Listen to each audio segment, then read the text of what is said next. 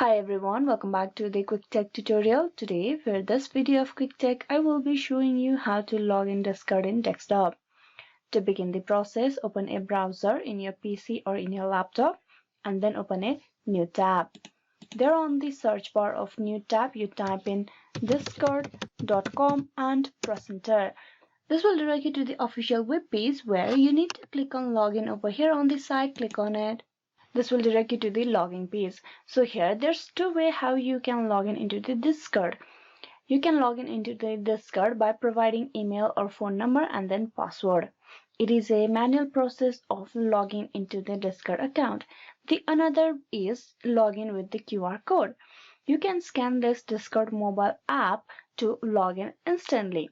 So all you have to do is scan this QR code through your Discord mobile application and you will be logged in. But here we're going to go with the manual process of providing the details.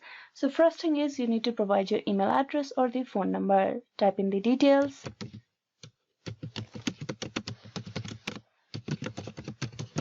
And then below you provide the password.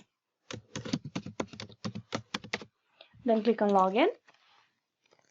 With that you will be logged in into the Discord account of yours right away.